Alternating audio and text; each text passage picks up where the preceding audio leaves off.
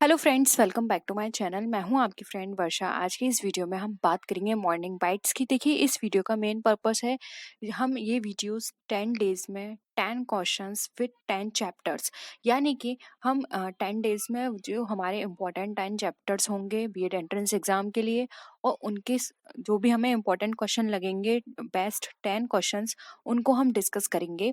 इससे क्या होगा, आपने वो क्वेश्चंस पहले भी कई बार पढ़ रखे होंगे, इससे आपका रिवीजन होगा और सारी चीज़ें आपको रिकॉल हो जाएंगी अगर आपने पहले से उन्हें पढ़ रखा है, या फिर अगर आपको थोड़ा थोड़ा उसके बारे में पता है। तो मेन पर्पस हमारा यही है कि मॉर्निंग में देखिए सबका माइंड फ्रेश होता है, तो अगर आप उनको रिवाइज करेंगे तो आपको एग्जाम टाइम में बहुत हेल्प मिलेगी।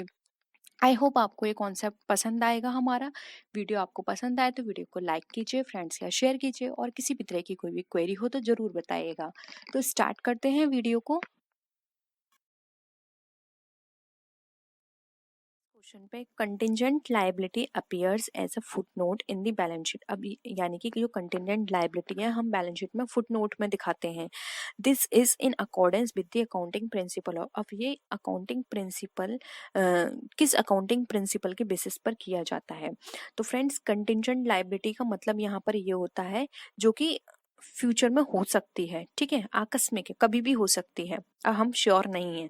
तो यहाँ पर इसका मतलब ये क्या है कि जो भी हमारे इन्वेस्टर्स हैं जो हमारे कंपनी में इन्वेस्ट करेंगे, या फिर कोई भी अदर पार्टी हो सकती है, गवर्नमेंट हो सकती है, ठीक है, स्टेक होल्डर्स आप मान के चलिए, ठीक है, तो उनको अपनी कंपनी की ट्रू पिक्चर शो करना कंटिजेंट लायबिलिटी एक पार्ट होता है। यानी कि अगर आप कंटिजेंट लायबिलिटी आपकी कंपनी में है, ठीक है, और आप उसको डिस्क्लोज कर रहे हो as a footnote balance sheet के अंदर, तो वहां पर क्या होगा, उन लोगों को आपकी सही इंफॉर्मेशन मिल गई, उसी के बेसिस पर वो डिसीजन लेंगे कि वो आपकी कंपनी में इन्वेस्ट करना चाहते हैं या नहीं। तो ये एक डिस्क्लोजर का पार्ट होता है कि आपके कंपनी में कोई भी ऐसी चीज हो रही है तो आप उसको डिस्क्लोज करें पब्लिक के सामने। इसीलिए कंटीजेंट लायबिलिटी को फुट नोट के रूप में बैलेंस शीट में दिखाया जाता है, ठीक है। तो यहाँ पर ऑप्शन 2 राइट आंसर होगा, डिस्क्लोजर। अब कंसिस्टेंसी, कंसिस्टेंसी यहाँ पर आप समझ लीजिए। कंसिस्टेंसी का मतलब होता है कि आप कोई भी कॉन्सेप्ट अपना रहे हैं कंपनी के अंदर, वो आपका कंसिस्टेंस बेसिस पे होना चाहिए। जैसे कि फॉर एग्जांपल आप डुअल एंट्री कॉन्सेप्ट आपने फॉलो किया है कंपनी में, ठीक है, अकाउंटिंग के लिए, तो आपको डुअल एंट्री कॉन्सेप्ट ही फॉलो करना है फॉलोइंग ईयर में। ऐसा नहीं है कि आपने उस नेक्स्ट ईयर फिर दूसरा चेंज कर लिया। कंसिस्टेंसी होनी चाहिए इसको अडॉप्ट करने में। मटेरियलिटी, मटेरियलिटी का मतलब यहाँ पर ये है जो भी आप चीजें करेंगे वो मटेरियल बेसिस पर रिकॉर्ड होनी चाहिए, ठीक है। मटेरियलिटी का मतलब एक तरह से ये भी होता है कि जो भी कॉन्सेप्ट्स आप परमिट कर रहे हैं वो इग्नोर नहीं होने चाहिए। अगर कोई भी ऐसे ट्रांजेक्शन्स है जो कंपनी में इफेक्ट कर रहा है, वो आप इग्नोर नहीं करेंगे, उसको मेंशन करेंगे। अब यहाँ पर डिस्क्लोजर प्रिंसिपल इससे एक्सेप्शन है। बाकी जो भी अगर ऐसी चीजें हैं जो कि इररिलेवेंट है, वो आप डिस्क्लोज नहीं करेंगे। मटेरियलिटी के बेसिस का मतलब यही होता है, इररिलेवेंट नहीं है तो आप डिस्क्लोज नहीं करेंगे, और रिलेवेंट है तो आप डिस्क्लोज करेंगे अंदर डिस्क्लोजर में, ठीक है। नेक्स्ट आता है हमारा कंजर्वेटिज्म। कंजर्वेटिज्म के अंदर यहाँ पर ये बताया जाता है कि जितने भी हमारे एंटिसिपेटेड लॉसेस होंगे वो सारे हमारे अकाउंट्स की बुक में प्रिपेयर किए जाएंगे, रिकॉर्ड किए जाएंगे। लेकिन ऐसा कोई भी एंटिसिपेटेड प्रॉफिट है या फिर अनरियलाइज्ड गेन है तो उसको इग्नोर किया जाएगा। यानी कि आप प्रॉफिट और गेन को इग्नोर करेंगे, जबकि जो भी हमारे लॉसेस होंगे उनको हम शो करेंगे, ठीक है। तो ये होता है हमारा कन्वेंशन ऑफ कंजर्वेटिज्म, ठीक है। नेक्स्ट क्वेश्चन पे आते हैं। देखिए, अभी हमने डिस्कस किया था, फिर ये इस क्वेश्चन में आ गया। The policy to anticipate no profit and provide for all possible losses arise due to convention of. यानी कि कोई भी प्रॉफिट को आप रिकॉर्ड नहीं करेंगे, और जो भी पॉसिबल लॉसेस होंगे वो आपको रिकॉर्ड करने हैं। तो किस कन्वेंशन के बेसिस पर किए जाते हैं? कंसिस्टेंसी, तो ये नहीं होगा, अभी हमने कंसिस्टेंसी पढ़ा था। डिस्क्लोजर, ये भी नहीं होगा। मैचिंग, ये भी नहीं होगा। आ गया कंजर्वेटिव। कंजर्वेटिज्म में ये बताया जाता है कि जो भी हमारे एंटिसिपेट प्रॉफिट होंगे उसको हम रिकॉर्ड नहीं करेंगे, लेकिन अगर कोई भी ऐसा एंटिसिपेट या अनरियलाइज्ड हमारा गेन है, वो सॉरी लॉस है, उसको हम यहाँ पर रिकॉर्ड करेंगे। Gain unearned income account is, यानी कि जो अनार्जित आय होती है वो कौन सा खाता हमारा कहलाता है। फ्रेंड्स, सबसे पहले हम इसके मीनिंग जान लेते हैं। अनअर्न्ड इनकम वो इनकम होती है जो कि अभी तक हमने अर्न नहीं की है, यानी कि हमें उसका अमाउंट मिल चुका है लेकिन हमने अभी उसका काम नहीं किया है। ठीक है। फॉर एग्जाम्पल, आप कहीं पर एम्प्लॉय हो या फिर कहीं आप मजदूरी कर रहे हो। ठीक है।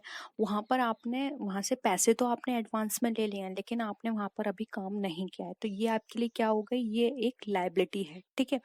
तो अनअर्न्ड इनकम जो होती है वो यहाँ पर एक तरह से लायबिलिटी का काम करेगी, इसलिए यहाँ पे ऑप्शन बी जो है वो हमारा राइट आंसर होगी, लायबिलिटी यानी कि देयता। नेक्स्ट है डेप्रिसिएशन इज प्रोवाइडेड ऑन। अब डेप्रिसिएशन जो होता है वो किस पे प्रोवाइडेड ऑन का मतलब यहाँ पर ये है किस पर लगाया जाता है। ऑप्शंस हैं fix assets, outward charges, current assets या फिर इंटेंजिबल असेट्स। तो देखिए, करंट असेट्स, आउटवर्ड चार्जेस ये तो बिल्कुल कट जाता है क्योंकि इससे तो बिल्कुल ही मतलब नहीं है। अब आता है हमारे पास दो ऑप्शंस बचते हैं, फिक्स असेट्स और इंटेंजिबल असेट्स।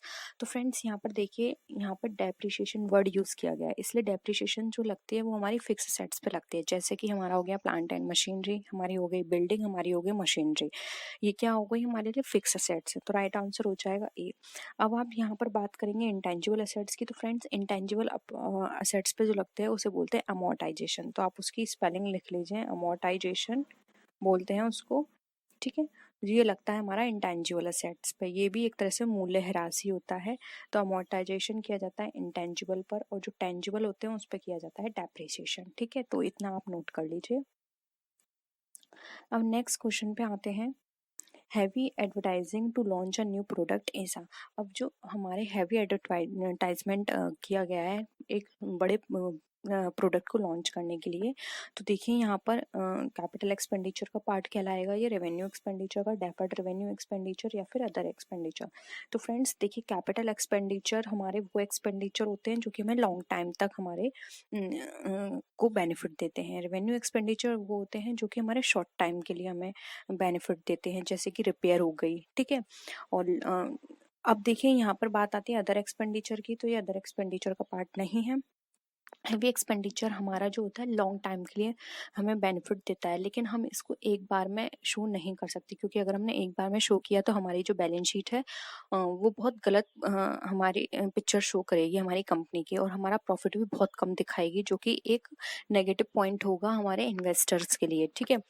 क्योंकि इसलिए अगर गलत इमेज ना जाए, हमारा प्रॉफिट कम शो ना करे, इस वजह से जो हमारे हैवी एडवर्टाइजमेंट होते हैं उनको हम डेफर्ड रेवेन्यू एक्सपेंडिचर की तरह ट्रीट करते हैं, और इन एक्सपेंडिचर को हम कुछ सालों में धीरे धीरे करके राइट ऑफ करते हैं। फॉर एग्जाम्पल, अगर हमारे पास 5 लाख का ये है, ठीक है, एक्सपेंडिचर, तो हम इसको आप 5 से 10 साल के अंदर राइट ऑफ करेंगे, थोड़ा थोड़ा करके, जैसे हर साल हम इसको 50,000 करके राइट ऑफ करेंगे। ठीक है।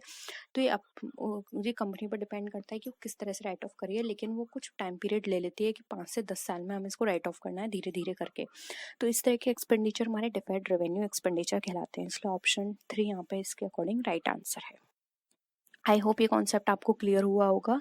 नेक्स्ट आते हैं अकाउंट्स रिसीवेबल इंक्लूड्स। अब जो अकाउंट्स रिसीवेबल्स होते हैं, यानी कि प्राप्य खातों में हम क्या क्या चीज़ों को शामिल करते हैं, तो देखिए ऑप्शन है हमारे sundry debtors, bill receivable, promissory note और ऑल ऑफ दी अबव।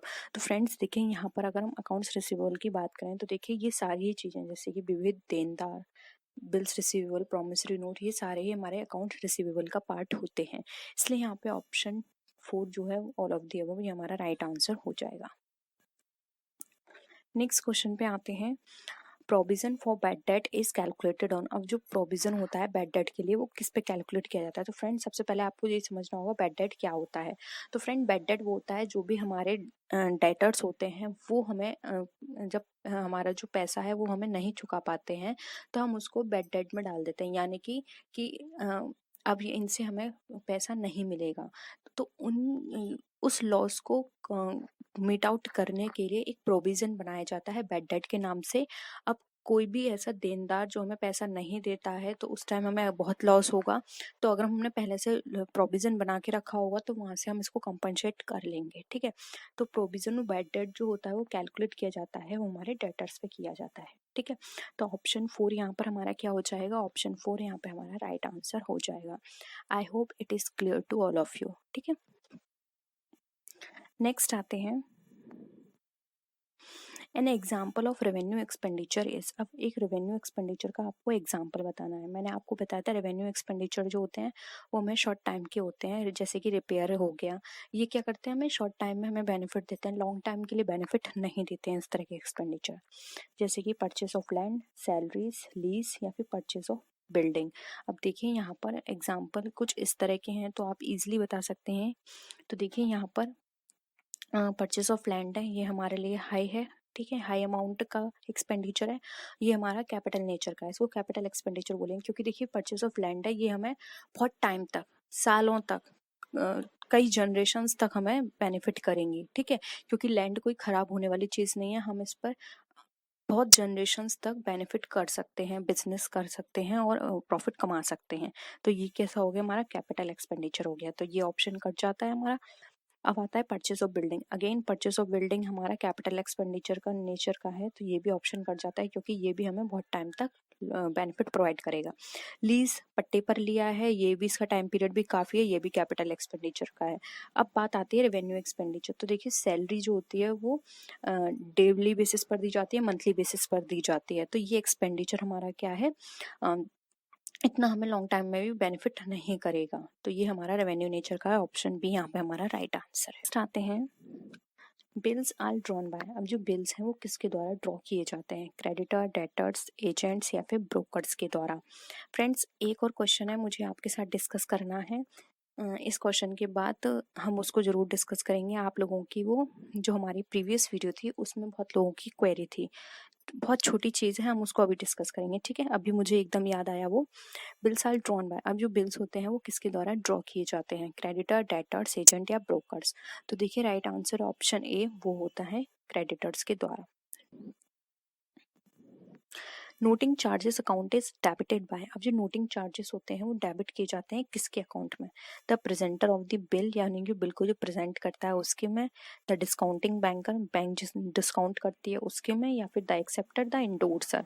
तो फिर यहाँ पर अगर हम नोटिंग चार्जेस की बात करें तो जो प्रेजेंट करता है बिल को बैंक में उसके लिए नोटिंग चार्जेस होते हैं। फॉर एग्जाम्पल ए ने ड्रॉ किया बी पर, बी ने क्या कर दिया, प्रेजेंट कर दिया वो बिल डिस्काउंटिंग कराने के लिए बैंक में, अब वो क्या हो गया, डिसऑनर हो गया। अब बैंक ने नोटिंग चार्जेस लगाए, तो बैंक नोटिंग चार्जेस किस पर लगाएगा, बी के लिए, और बी ने वो खर्चा सारा करा, ठीक है। तो बैंक ने नोटिंग करी तो बी ने सारा खर्चा कराया, तो बी के लिए ये वाले खर्चे क्या हो गए, नोटिंग चार्जेस हो गए। अब बी ने नोटिंग चार्जेस सारे दे दिए तो वो अकाउंट, अपने अकाउंट में तो नोटिंग चार्जेस दिखाएगा, लेकिन जो खर्चे हुए हैं उसका अमाउंट वो लेगा ए से, कि हाँ तुम्हारा बिल डिसऑनर हो गया, मैंने एक्स्ट्रा इतने रुपए उसमें खर्च किए हैं नोटिंग कराने में। तो अब ए उसको नोटिंग चार्जेस से नहीं दिखाएगा, ए दिखाएगा जो भी उसका बिल का अमाउंट होगा उसमें ऐड करके, ठीक है, उसमें ऐड करके उस अमाउंट को दिखाएगा और वो सारा अमाउंट फिर बी को देगा, ठीक है। तो यहाँ पे ए के लिए उस कोई सिंपल चार्जेस हैं जो कि उसके बिल पर हुए हैं, बी के लिए नोटिंग चार्जेस हैं, और बैंक के लिए वो सिंपल चार्जेस हैं जो कि उसने नोटिंग से लिए हैं, ठीक है। तो नोटिंग चार्जेस ट्रीट होता है जो प्रेजेंट करता है बिल बैंक में, ठीक है। तो ऑप्शन ए यहाँ पे हमारा राइट आंसर है।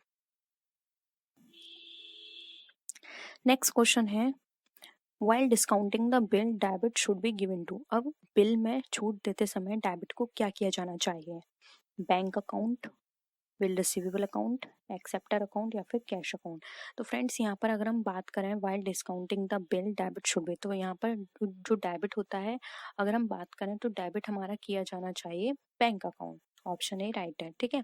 क्योंकि यहाँ पर बैंक डिस्काउंटिंग करने में हमारे पास क्या आ रहा है, पैसा आ रहा है, ठीक है। ऑप्शंस के अकॉर्डिंग बैंक राइट आंसर हो जाएगा।